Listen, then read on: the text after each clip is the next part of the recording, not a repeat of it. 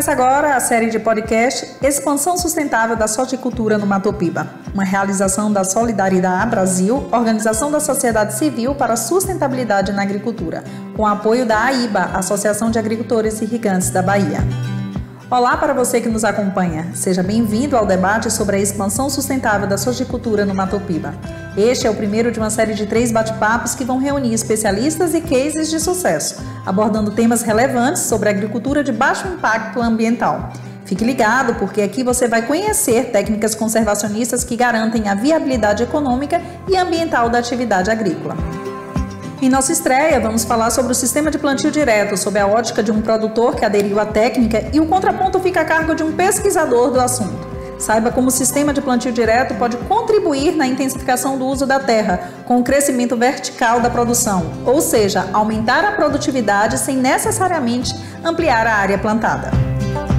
O Matopiba, que é a área de cerrado entre os estados do Maranhão, Tocantins, Piauí e Bahia, é um grande celeiro produtivo de soja. Nesta região, o grão encontrou condições favoráveis para germinar abundantemente, formando imensas lavouras e contribuindo com quase 15% de toda a produção nacional da oleaginosa.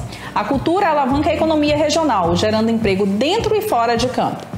Apesar das adversidades climáticas, a cultura é a grande aposta dos agricultores, que tem como missão produzir em quantidade para atender a crescente demanda internacional, mas também com sustentabilidade, com pouca pressão aos recursos naturais, que são solo e água. Só assim os produtores rurais vão poder perpetuar a atividade agrícola de forma ambientalmente correta. Mas produzir em quantidade e qualidade em áreas com baixo índice pluviométrico sem recorrer ao uso da irrigação é um grande desafio. A adoção de práticas conservacionistas ajuda a minimizar impactos ambientais e garante ainda uma boa produtividade. Uma delas é o sistema de plantio direto, técnica baseada em 3 pilares. O primeiro é o não revolvimento do solo. O segundo, a cobertura permanente da terra com o uso de matéria orgânica formada pelas palhadas. E a terceira e última é a rotação de culturas.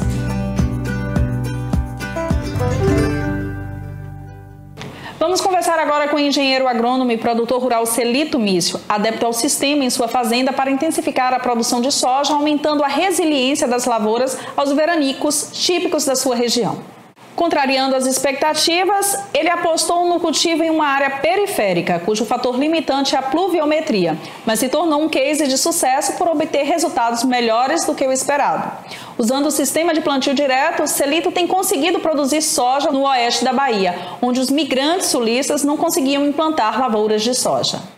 Celito, por favor, nos conte um pouco sobre a sua experiência na Fazenda Mício, que fica localizada em uma área de pouca chuva e muitos veranicos. Como foi que surgiu a ideia?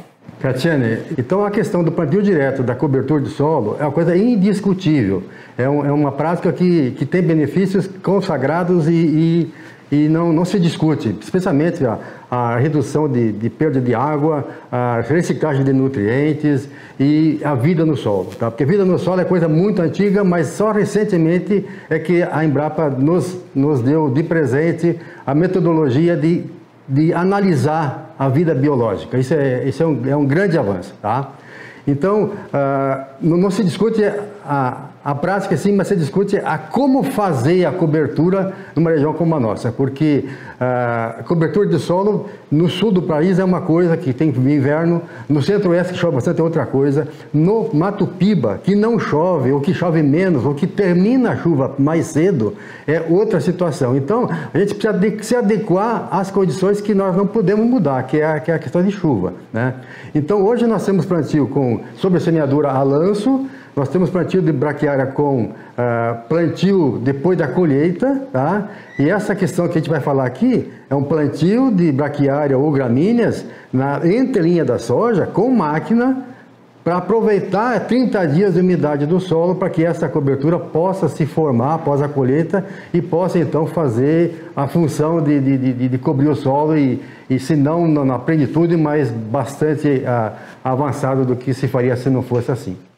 E você reparou uma evolução com o passar do tempo? Eu digo no sentido de que antes, quando era feito o manejo tradicional, qual era a produção e produtividade e qual foi a evolução após a adoção do sistema de plantio direto? Cada ano é diferente, então não se pode comparar muito, tá? Mas com certeza, aonde tem cobertura, você tem mais longevidade, tem a planta resistindo mais e produzindo mais. Mas mesmo não sendo nas áreas de periferia, de pouca chuva, também nas áreas próximas à escarpa, onde chove muito, você tem colheitas que acontecem no final da estação chuvosa e que não tem mais água para formar cobertura, né? E que acaba que você planta e não forma e você gastou a atividade de plantar, gastou a semente e não tem o benefício, né? Celito, você precisou adaptar maquinário para atuar nessa área específica. Além dessa, quais foram as maiores dificuldades que você encontrou ali na sua propriedade? A adaptação do maquinário você pode plantar em qualquer região, tá? Em qualquer região. O que precisa é você, de repente, conduzir a lavoura de forma diferente para que ela não cresça muito, para que ela não acame, para que ela não entrelace, porque você tem que entrar com a máquina dentro da lavoura, ainda verde, ainda na fase de granação. Então, para isso, você tem que ter já preparado a tua máquina para plantar em consonância com a máquina que plantou a soja, para que você tenha aquela passagem do trator sempre no mesmo lugar, com a linha mais espaçada, para que você possa fazer isso sem danificar a soja. Com base nos seus resultados, o que você considera como os principais benefícios do sistema de plantio direto e se você recomenda esse sistema para outros produtores? Eu acho que os produtores que têm necessidade, eu acho interessante. Inclusive é uma técnica que nós fizemos aqui. Ao mesmo tempo, a Embrapa fez também, lá em Sete Lagoas, e lançou esse ano, técnica do plantio chamado Antecipe, que é plantar milho na entrelinha da soja. Aí precisa de máquinas mais sofisticadas, porque é plantio de milho. No plantio da braquiária, você não precisa... já existe máquina para ser comprada, mas você pode adaptar. Você precisa de uma caixa de semente com os rotores por linha, e você precisa do disco que vai enterrar a semente e um chassi que fique elevado para que não danifique a soja. Então, não é nada, é uma máquina muito fácil de se montar ela buscando peça em ferro velho. Você não precisa gastar muita coisa. E você vai ter um plantio que quando você colher a soja já está formada a braquiária, ou mombaça, ou outra gramínea. Obrigada, Celito Mício, por compartilhar conosco essa experiência enriquecedora. E vamos ampliar a nossa visão sobre o tema, ouvindo o outro lado da história sob a ótica de um pesquisador. Conversaremos agora com o agrônomo Ricardo Halist, ele que atuou como professor na Universidade de Londrina, no Paraná, nas áreas de mecanização agrícola, manejo de solo e sistema do plantio direto, pesquisando os impactos desse sistema no solo e na economia. Atualmente, Halist é assessor técnico da Federação Brasileira do Plantio Direto e Irrigação, onde realiza projetos que difundem e aperfeiçoam a técnica. Professor Halist, o senhor que é especialista e incansável pesquisador no tema, gostaria que comentasse a fala do Celito, né?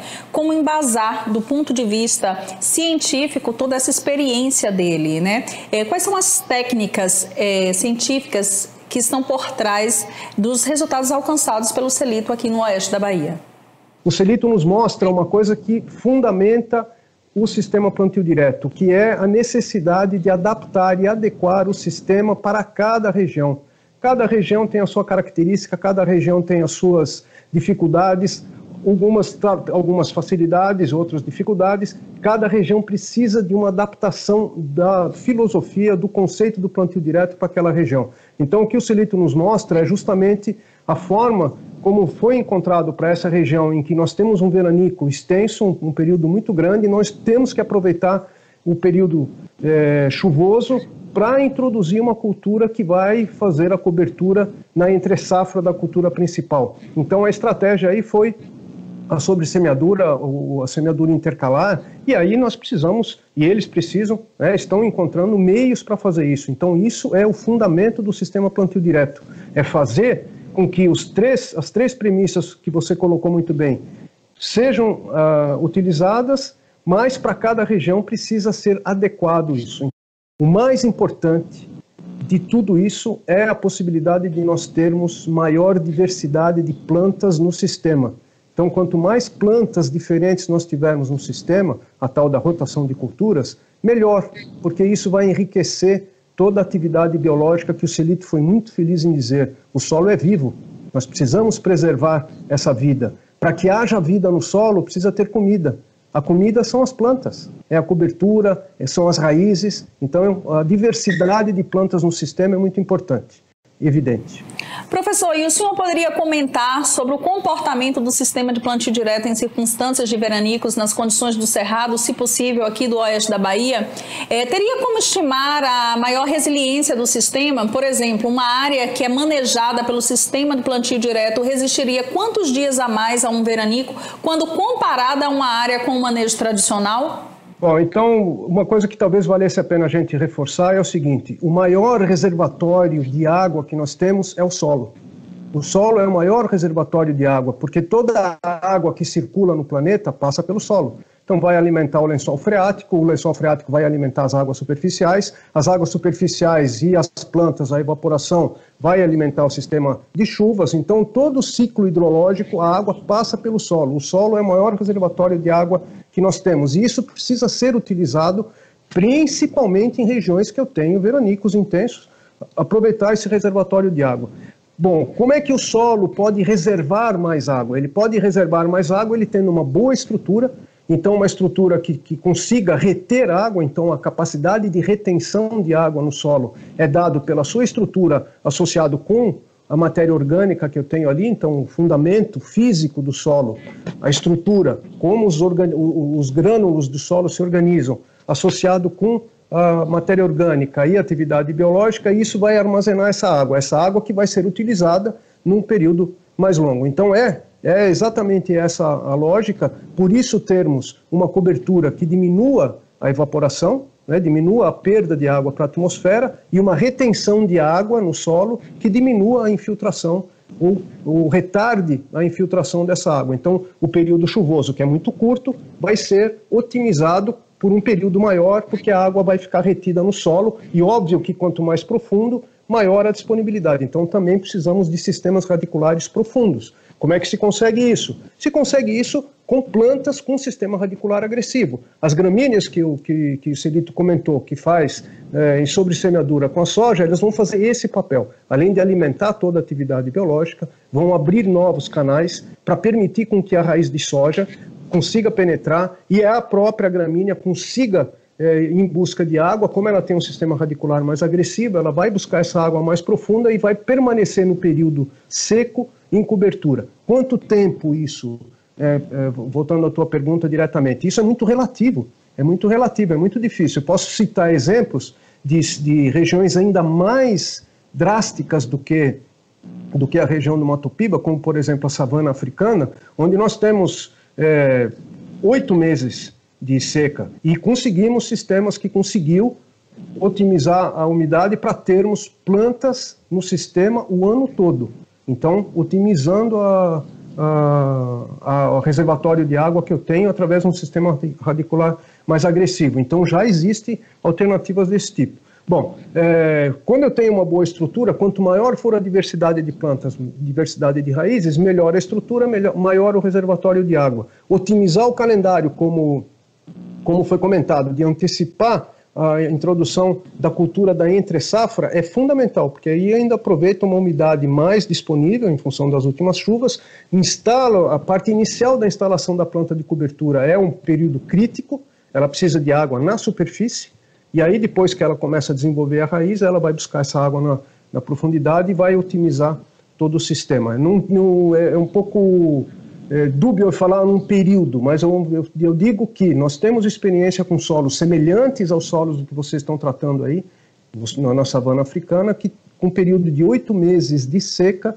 ainda permanece uma capacidade de fornecimento do mínimo de água para que a planta consiga sobreviver até a planta de cobertura consiga sobreviver até cobrindo para a cultura seguinte, para a safra seguinte. Hallit, fale para a gente um pouco sobre o trabalho que a Federação tem desenvolvido sobre o sistema de plantio direto e também o sequestro de carbono.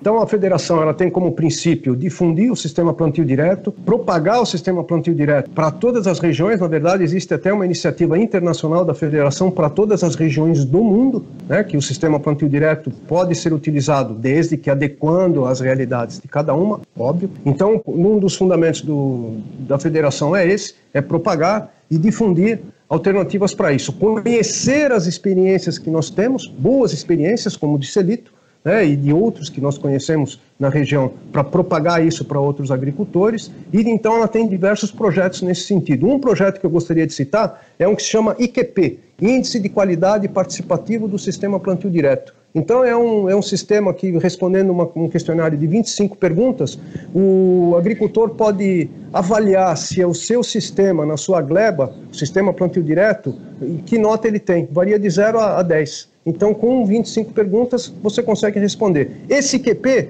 ele pode ser e deve ser adaptado para qualquer região. Então, para cada região, Matopiba, por exemplo, gostaríamos de trabalhar na adaptação do IQP para o Matopiba. Precisaríamos de um parceiro regional ali, local, para que a gente pudesse trabalhar conjuntamente e desenvolver, por exemplo, o IQP Matopiba. Isso está à disposição, basta demandar à federação para viabilizar um projeto desse tipo. Ouviu bem, produtor? As boas práticas de conservação do solo e da água trazem benefícios ambientais, sociais e econômicos. A sua fazenda está pronta para adotar práticas agrícolas que minimizam o estresse hídrico e aprisionam o carbono no solo? Se você se interessou por esse assunto, entre em contato com a Solidariedade Brasil ou com a IBA, instituições que apoiam e fomentam a agricultura sustentável. E eu gostaria de agradecer a presença dos nossos convidados. Ao produtor rural Celito Mício, muito obrigada por aceitar o nosso convite em estar aqui no estúdio compartilhando conosco a sua experiência. E ao professor Hallich, muito obrigada também por, mesmo de longe, compartilhar conosco o seu conhecimento técnico-científico. Muito obrigada aos dois.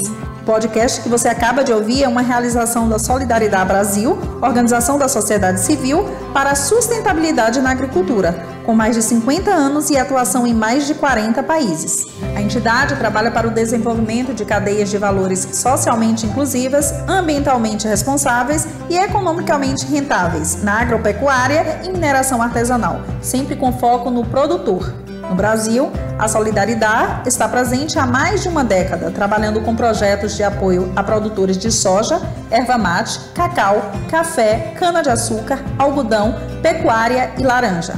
E ficamos por aqui. No nosso próximo encontro falaremos como algumas lavouras podem sequestrar carbono do meio ambiente. Você não pode perder mais um bate-papo informativo. Até o próximo episódio.